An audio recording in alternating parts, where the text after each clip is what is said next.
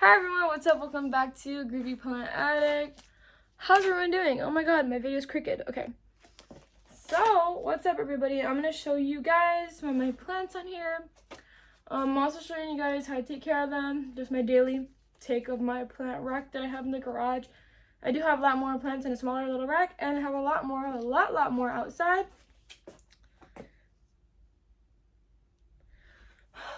Okay, so obviously this is not super rooted into the thing, so it fell out. Honestly, I don't know why I'm having so much problems in this plant, because it has like a yellow leaf, and I don't know why. I've tried to give it light.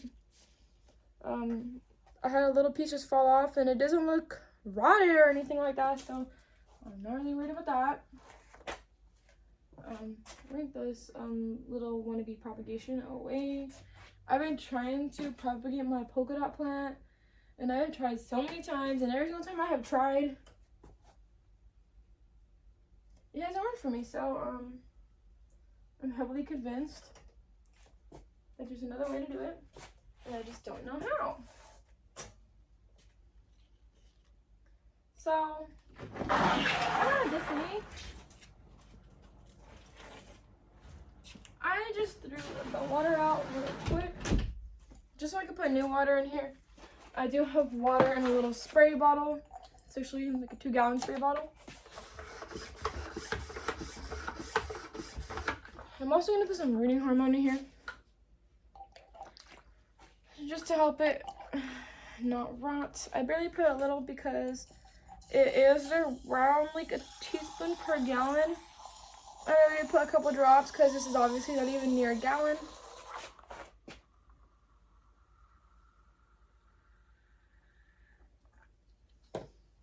And I promise you this is not milk. This is water. Obviously you can see the water has been in the container for a while, and it has not had a problem with any of my plants. I have not killed a plant from the water here. It's also been in this bottle container for like a solid like couple months now, like a long time, probably like 4 months, 5 months. And it's the same water, so I'm assuming I probably should change out the water. So y'all just saw me propagate this, and I didn't even want to take off that leaf. I didn't even take it off. It literally just fell. I'm so sad. But I did put rooting hormone in it. Hopefully it'll take root very fast. And I honestly don't know why this is like this. I just feel like the plant itself is not super root bound. As you can tell, there's a root right there. I just pulled out the stem, and that's kind of stupid. This is very irritating. Okay, so I'm gonna take my main hair fern out of the water. I have been bottom watering a lot on my plants, and it has helped with the stupid little flies. The only reason why I have these flies around here is literally because I have so much plants in one area, which creates kind of an environment for them. I have been getting rid of them. I barely have any. I also barely recently started getting into houseplants. So when I first had the flies, I was kind of like, what is going on? And I was really confused. And I did not know how to get rid of them. So I've been watching Harley's channel. I use mosquito bits. I put them in my water that I am also bottom watering in as well.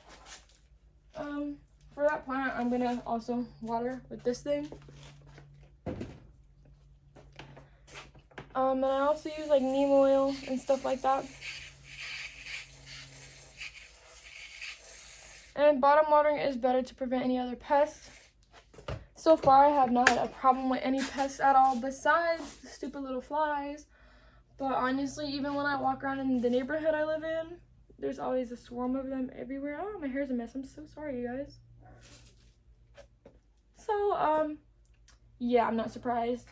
I do use multiple different types of fertilizers. I use synthetic. I use fish emulsion, which is fish fertilizer. I do use pellets. I use granules. So far, I have liked this blue one for my propagations because it does help them not brought. These ones I use for like when I have to wait until it calluses. And then on this one, I do use a lot on my plants that are outside, just because I feel like it's more organic and it's way easier to do. Actually, they're honestly all easy, but synthetic is more easy to burn your plants versus this is more natural. I do like using the synthetic in my stuff right like this though, because obviously I would not prefer to use fish fertilizer in a water propagation. Obviously fish fertilizer doesn't even smell good anyways. I do have other stuff like Miracle-Gro and such like that. A lot of people do not like the brand Miracle-Gro, but honestly, it's what I have and I've been having it for a while, so I'm always going to use it up before I turn on to new products. And it's very easily accessible and it's affordable, so like, why not? But yes, the fish fertilizer works really good as well. I have had this plant for like, I think a month now around, and I do really like this one. And when I got it, it was kind of smaller and it's growing very good for me. I want to get this plant really big and bushy. I just got this beautiful plant right here. There's a ladybug. I did release ladybugs in here, and there are dead ladybugs in here as well as alive ladybugs in here. And it did help a little bit with the flies. I had a lot of flies because I didn't know how to fix it at first, and then I got the ladybugs. Ladybugs eat almost anything that has soft shells. And the reason why the flies survive, oh, this is my variegated Sphingonium albo. The reasons why the flies survive is because they lay their eggs in wet, damp environments. So to fix that, what do? Take it out of the environment, dry out the plant, and bottom water it. I have a lot of cute succulents. I'm probably going to go plant shopping later on today or tomorrow. I haven't decided. This is my Hoya Carnosa compacta. This one is really pretty. I want to get a variegated one so bad. This is the end where it will flower when it is ready to flower. I got this and it was probably about like this long. And it probably grew like this much in like a matter of a couple of months. It kind of took some time. This is obviously a slow growing plant, so it did take more than my other plants. But I obviously do want to grow this, so it grows into a little like 4 to 6 inch pot, so I could like, this is already a 4-inch pot, okay? But I want to get a terracotta pot for this one and try to propagate it so I could have more vines in one pot. And I'm pretty sure you could put that in like a pot as well with like more of them. I'm pretty sure they're very roots bound, as this one literally does not move at all. This is one of my succulents. I got this and it was in a little decorative pot, and I didn't like the pot because I felt like it just wasn't all that for it. And she's not doing that good. There was a lot of wind. She fell everywhere. And now she's slowly getting better. This is another one of my Calathea marantas. And obviously she's curling because she's 110% dried out. I need to put her in water. Calatheas like water as well as humidity. And they do not like being super dried out. So that's my fault, and that is the reason why her leaves are curling. I also do have some growing stuff in my bottom watering thing as well. Bottom watering does work a lot because I normally have to fill it up around 2 or 3 times when I'm watering all of these plants in here. But I also do think it's a way to conserve water versus having water drip out all the time. Normally I pick it up, I'll let the water drip out back into there, and I reuse the water. So for me, it's kind of more efficient. I don't even go through, this is a 2-gallon. I normally go through this in like a matter of a month or so. I make sure that the top is watered if it's too dried out. And yeah, that's basically how I water it. And then if the top is too dried out and it needs to be fully saturated, I'll leave it in there for a cool minute. And if they are dripping, I'll let them drip into other plants. But if the top is dried out, I'll often wet the top, as you guys just saw. Just because sometimes the water is low on the thing. Sometimes I'll put like the fish fertilizer in the water. But when I do that, I make sure it's well mixed because we don't want stuff like that. This is my Hoya Crinkle. I got this on Etsy. They have really good plant shops on Etsy, but I have noticed a lot of the plants I've got on there are very small compared to like plants you could find inside the store. Okay, so this right here is so pretty. I got this and it was actually smaller, as in it was shorter. Like it was barely propagated in here. This one is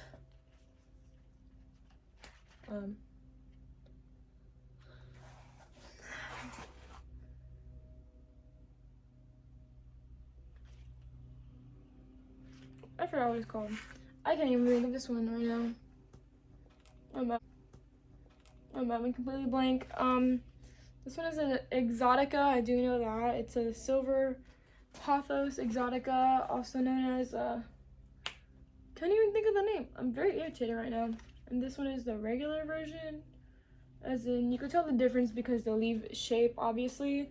And when these ones get bigger, I'm obviously going to put them on a thing where they could trail up. Because a lot of times when they trail up, they will grow a lot faster. And this is my string of hearts. I do want to get a variegated string of hearts. I should have some coming in the mail soon that I bought. Like a little starter one. So excited. But yes, I typically let this dry out all the way before I rewater it. You could tell if it needs water if you bend the leaves at the very base and they're super bendy, then they need water. This is a very beginner friendly plant in my opinion. It doesn't just die right away. It'll tell you basically when you need to give it water. Just listen to the plant and don't ignore the poor little thing, okay? This is my Pilea peperomoides. It has grown a lot since I got it. It has put out a lot of new growth. I've also cut some stuff off, sold some, tried to propagate my own. I'm not the best at propagating this one.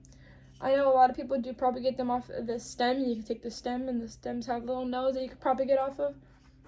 But I'm glad because they have a lot of new babies popping out. I want to grow this into like a really big plant, so I'm very excited about that. And this one is solid dry as well.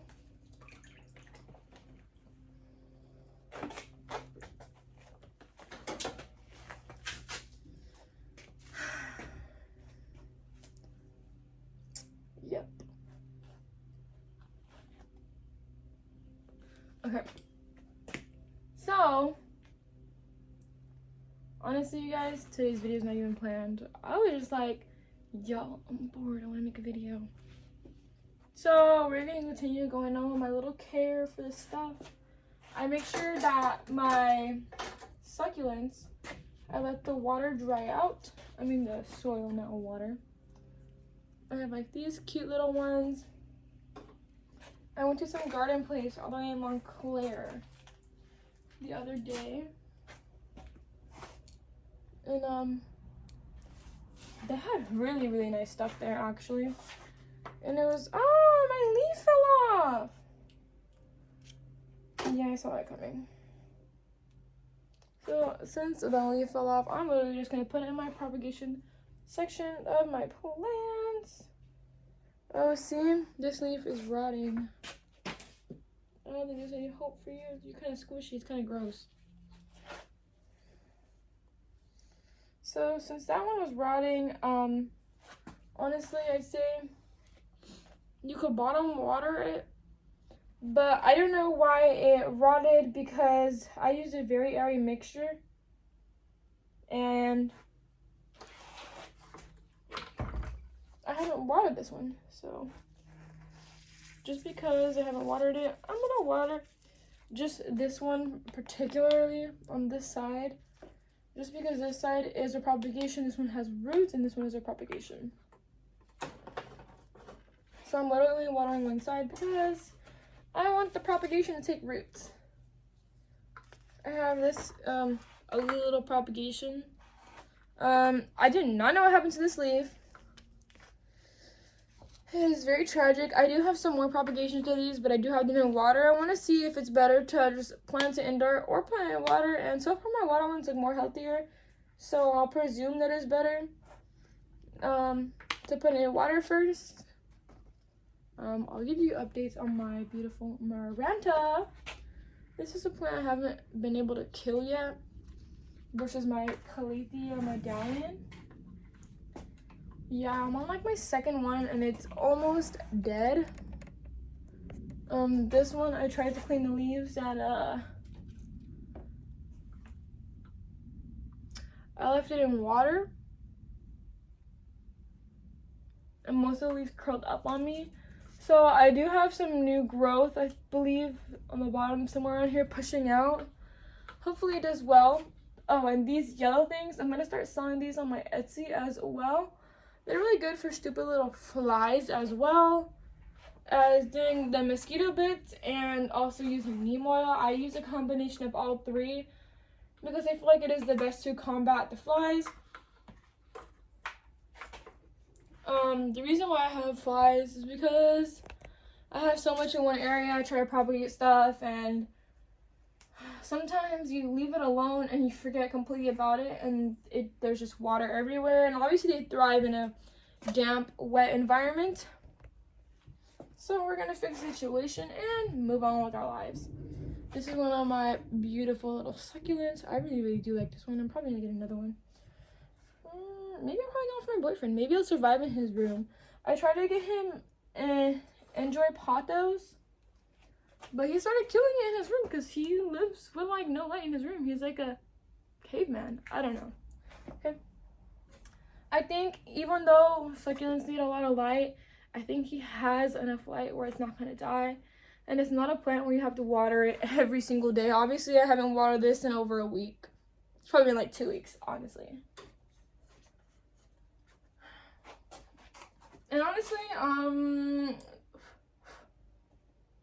this one is so cute. I can't get rid of it. I'll buy him another one if I end up buying him one. Hopefully he doesn't kill it. I really hope he doesn't kill it. I'm gonna ask him if he wants one, cause I plan on going plant shopping. So, yep. And my other ones are growing even when I propagate my stuff and I take off the head of the thing. I still do leave the stem on, as the stems will grow, have new growth, and they'll grow and whatnot. Some of these pots do not have drainage holes, therefore I make sure that they are 110% dry before I re-water them. I want to get another Hoya Carnosa compacta. This one's so cute. It's also known as the Hoya Hindu rope. I'm going to make sure that my succulents are watered. I believe I put these slow release fertilizers in here around 2 weeks ago, and I think I put them after I water them. So if I'm being 110% honest, I've never used the fertilizers that I just bought. But therefore succulent, so I'm not worried. I don't really get worried about fertilizers. Normally I just use less of the amount that it is recommending. As well as slow release fertilizers are not that bad because they will last a long time. So yeah, I do not mind them at all. Most of the succulents I have almost killed because I forgot to water them or whatnot.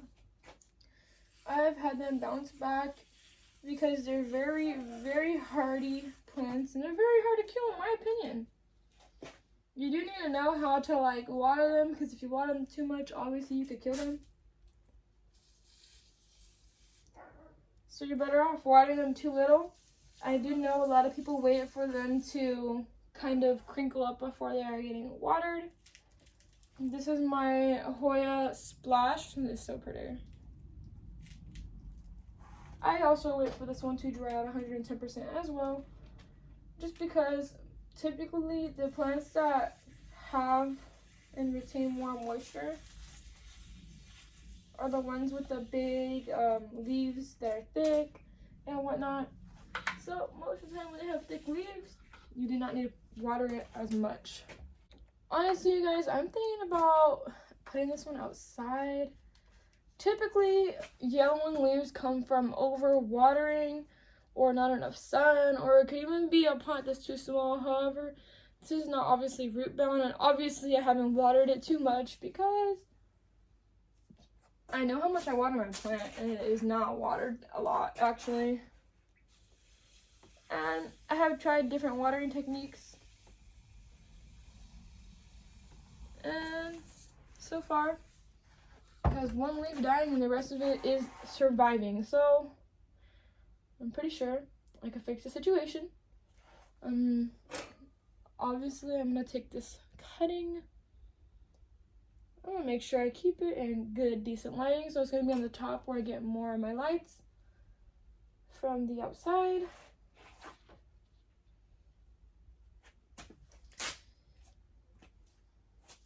I'm also watering my Peperomia obtusifolia. I have like 2 of them, and one in which I'm trying to propagate.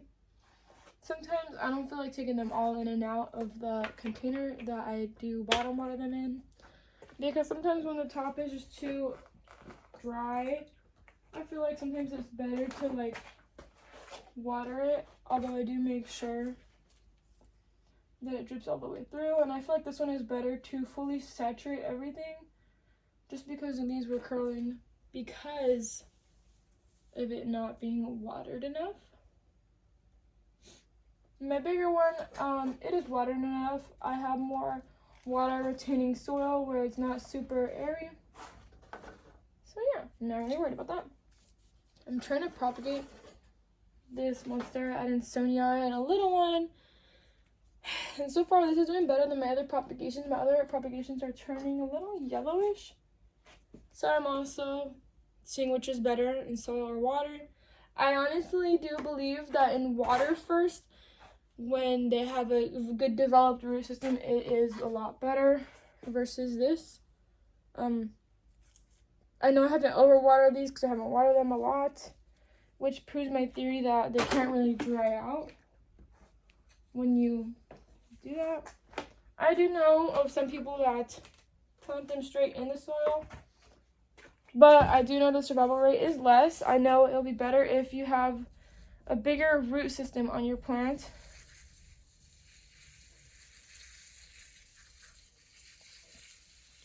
So a lot of people do say leave them very damp, or just propagate them in water until they get an extensive root system, which I have a whole bunch propagating in water. And when it gets a very big extensive root system, I will plant them in soil.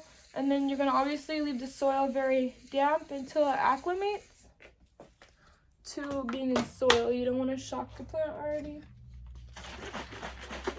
This is my neem oil. This is my plant pest removal, as well as my don't even try to get on my plants. So I do use neem oil. I use organic neem oil because we're into that organic gardening.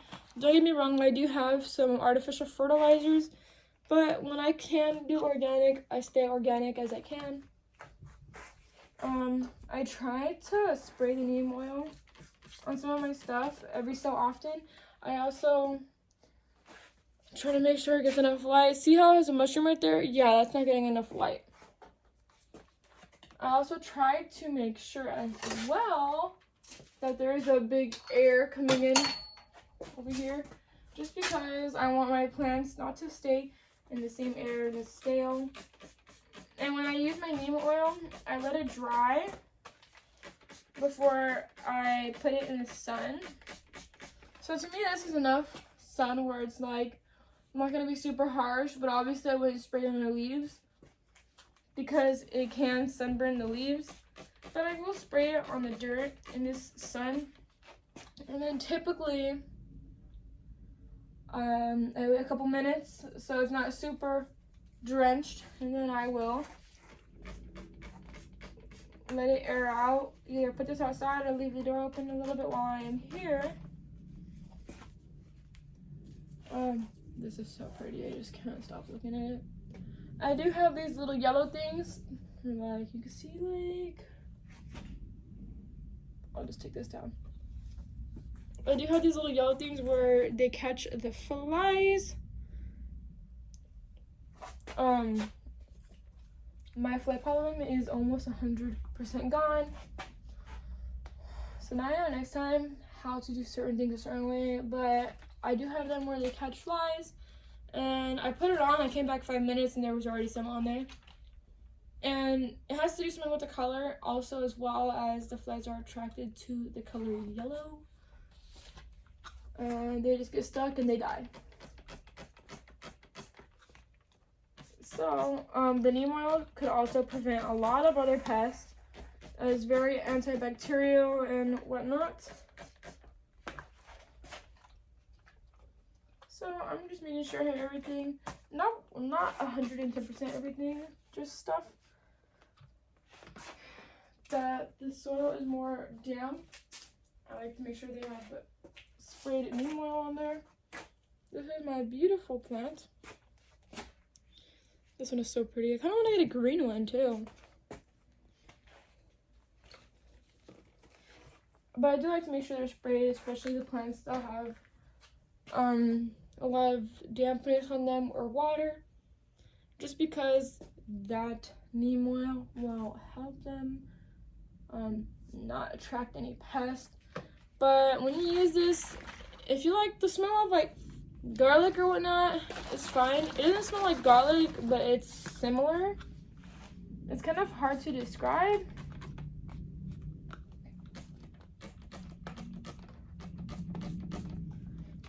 But yes, a lot of people like to have open spaces when they're using this. And then this right here is apple cider vinegar with a little bit of water. The flies also will fly into it and they will die. But in my opinion, I have had better luck with the yellow stickers than I've had that. So this is just my daily maintenance on here. I make sure everything is good. I have everything watered. I check everything. If I need to kill any bugs on any plants, I'll spray it. Typically, I don't have a lot of problems. The only problem I ever had was the fly problem, which is gone, almost getting rid of it. I make sure they're all watered, fertilized. Sometimes I do forget about certain plants, so I do like to check on them. And if I feel like they need to be heavily watered, I put them in my watering thing. I leave them in there for about 20-ish minutes, 30 minutes, so they can get a lot of water, and then I'll put them back out to dry.